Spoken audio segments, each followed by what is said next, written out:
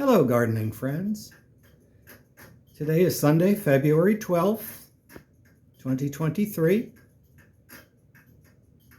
It's been raining a lot this past week, so I haven't put any videos out in a while, but I thought I'd at least share with you what's been going on in my front porch. One of my last two amaryllis is in bloom. It's got a double stalk of flowers. I do love the plain red amaryllis. I will, of course, plant this outside when it's done blooming. And also, since it's Valentine's Day, I treated myself to a pot of tulips. I just love these tulips. I got them at Walmart for about $6. Not bad. By the way, don't forget Valentine's Day is this Tuesday. And if you believe the media, you should spend about $195 on your loved one this year. If not, you must not really love them very much. At least that's what they want you to believe. I don't believe the media all that much. Here's my anthurium, still in bloom. It really never goes out of bloom. If you go back to last February, you'll see that it was blooming last February as well. My grape hyacinths are pretty much past. I will leave them in that pot and go ahead and take them outside and let them spend a summer outside. But let's take a walk in the yard. I haven't done any gardening this week because it's been raining, as I said. But I figured I'd take a walk and see what the garden tells me needs to be done. I can see, for one thing, I need to weed whack a crisp edge here for my potager. I did notice I had planted dill and it did not survive.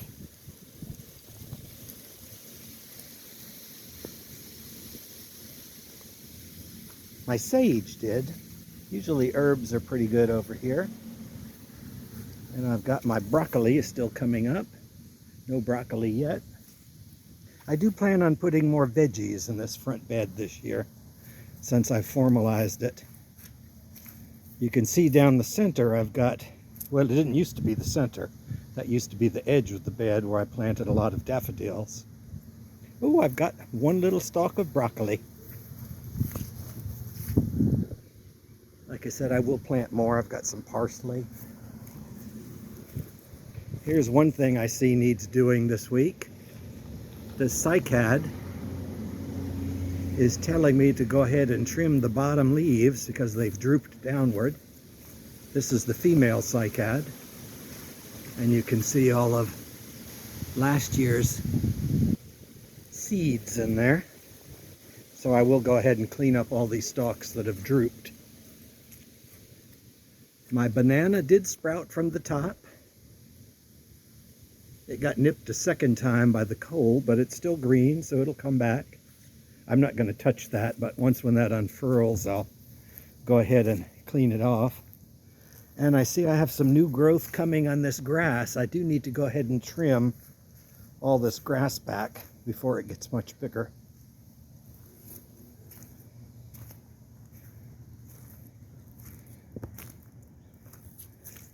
My Royal Velvet Camellia is doing beautifully over here.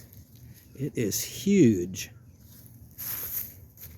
I got that at Al's 5 and Dime a couple of years ago.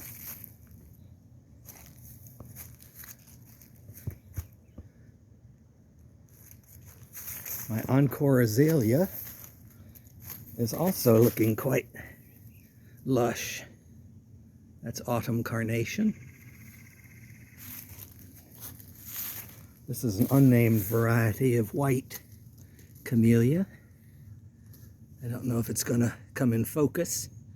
I like it because it is like a white version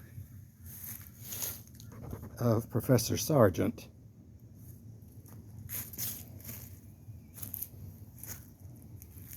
I don't see any flowers on that. I still see buds on this one. It's still to bloom yet. And this one hasn't bloomed. So these are the last two camellias to bloom this year. If you go back through my videos, you'll see that the sasanquas started blooming in October. So I've had something blooming since October, and it's still not quite finished yet.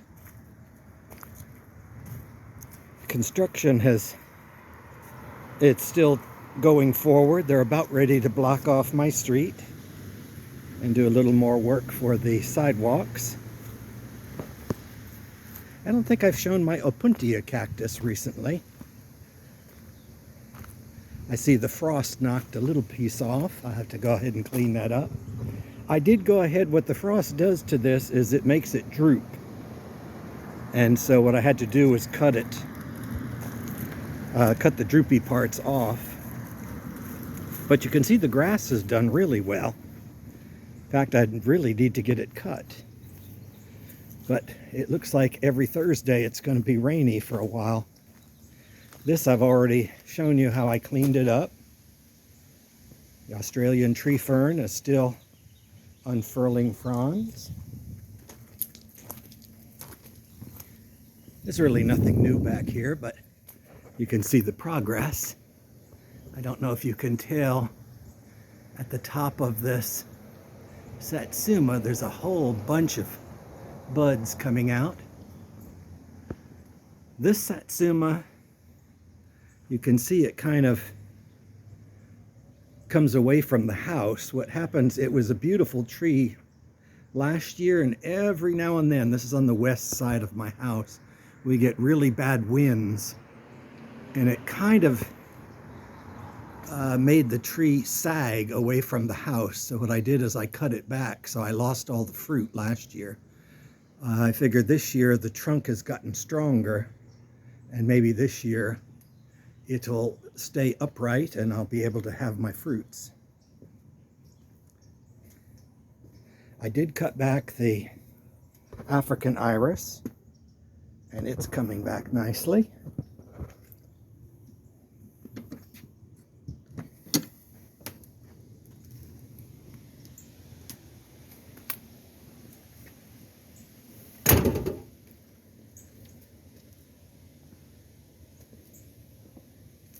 I haven't really walked around much here this week because, like I say, it's been raining.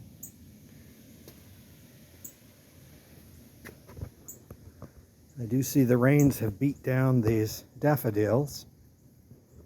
Interesting fact on these daffodils, I told you how I don't like the scent of them. I do like to cut flowers and bring them inside. And I followed, well, I still follow, Schwanke, S-C-H-W-A-N-K-E. I forgot his first name. I think it's Jim. It's either Jim or Tim. In any event, he does flower arranging on YouTube. And what I learned from him is whenever you're arranging flowers, for one, make sure your vase is clean. I clean mine out with Clorox in between usages. Use the crystals that come with the cut flowers, and then also use what he calls Professional Glory. I got it from Walmart. It's a spray that you put on the flowers. It makes them last longer. And when I put them on these couple of cut daffodils, it actually stifled the smell, which is kind of good because now I can enjoy them inside and it doesn't really smell up the whole house. So, by the way, I started using, I got the Professional Glory from Walmart mail order. I think they just call it Glory. It's a flower spray, a preservative. And it really does extend the life of cut flowers. Not that this is a commercial for them, but I do like to get cut flowers from my local supermarket. And once when you spray them with the Professional Glory, as well as using the little crystals that it comes with, you can pretty much extend your cut flower life many times by double. You know, instead of buying them every week, you can skip a week. But in any event, when you spray it on the daffodils, it kind of inhibits the fragrance, so that was a good thing. These camellias are still, that one's not had as much flowers as this one has. The rains do beat the flowers off, but they're still gorgeous. I cut these cycads back. The exciting thing is all these rains are bringing back the ferns and the undergrowth. I do need to go ahead, and garden's telling me to cut this back this week before it gets too much growth on it, new growth. The other thing, how can I get you guys to see a picture of it? My date palm, Phoenix canariensis, the whole top did get knocked back by the frosts, and I don't know if you can see, but the center of that is shooting up. There's a little bit of green at the base. All the tips have burned. However, they're pushing up out of the stalk, and they will survive. Those particular fronds that are half dead at the top will eventually, the dead parts will break off. They're very fragile when you only lose like part of a frond. The bottom ones are a little harder because when they die, they want to stick, and you have to cut them off. But in any event, the good news is the Phoenix canariensis is sending up new growth. Well, it's the old growth that's been damaged, but new growth will follow. I need to clean this up. That one not so much. And of course I need to cut off the dead on my lady palm. But it's just the top leaves, so that's not bad. You can see it just really whatever the cold touched, because it's still green at the stalk. So I'm just going to take a pair of pruners and just cut off the dead. I did look at this Lenten rose. I've had this in this pot now for 5 years. Still no bloom, but I remain hopeful. It doesn't help much that the squirrels come in the spring, or the summer rather, and dig it out. There you see the little cutting I took of the lady palm, and it survived. So not much has really gone on here in the rains, but the grass has really taken off.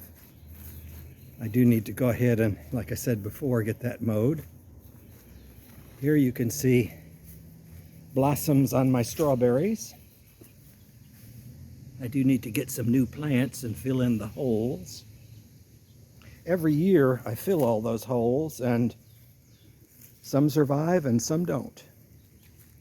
So I'll just buy some more bare-rooted plants. Here you can see some flowers on these strawberries as well. Here's the other satsuma that was trimmed back here. And I don't know if you can see, that does have new growth on the top. That was the plan, was to get it to the size I wanted and then let it grow. It looks like my Meyer lemon still has some green here. You have to be careful with Meyer lemons, because note the thorns. And they will tear you if you get caught up in them. So some parts of that Meyer lemon have survived. I'm going to wait till I see sprouts before I prune it off. My guess is I will probably wind up keeping everything that's green. So it's green up to here. So my guess is I'm probably going to cut there and there, but I'm going to wait till it starts budding out, and then it's easier to tell what's live and what's not. So have patience with the Meyer lemon. It may come back yet. Forsythia still has a few blossoms. I cleaned my little trough out back here. I bought that years ago. Haven't figured out exactly what to put in it. I usually put herbs there. So I need to replant that sometime soon. And then the bad thing about loquats is when they start losing their leaves, as this one is doing, they cover everything. And the leaves will smother out the grass, so you do need to rake them up or push them to the side or do something with them. I usually try to put them underneath the tree. I don't know as if I told you guys this, but this particular pot, when I brought it in for the frost, it has a boxwood in it. That particular boxwood did not survive. For some reason, it probably had boxwood blight. It wasn't the frost. It was half dead when I brought it in. So I just bought a new one and stuck it in the pot. All the others have been in the pots for probably 5 or 6 years. You find if you put boxwoods in pots, they do well for 4, 5, 6 years, and then they start to die out. What I do is I usually yank them out and plant them somewhere else, but you need to start new ones in the pots. And these are in such deep shade that there's not much that's going to grow here. Before the canopy was overhead, I used to have blooming plants in these pots, but since the canopy is so high now, you really are limited as to what you can put in there, and boxwoods are one of the few things that I like to use. I see the squirrels are up here knocking bits of my palm down, the Phoenix canariensis, hence this big chunk over here. You don't want to get clonked on the head with those things. Yeah, the squirrels have been running around up in the trees this morning.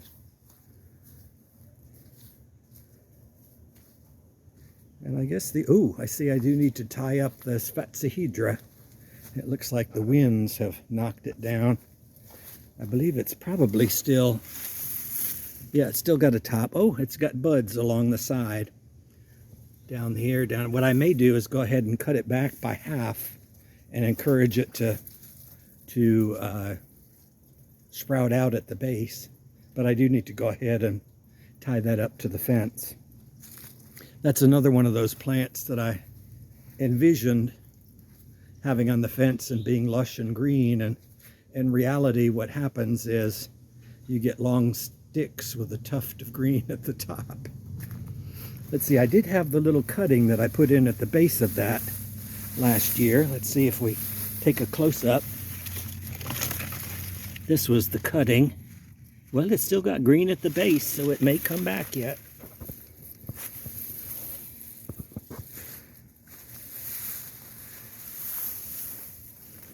But that's about it for today.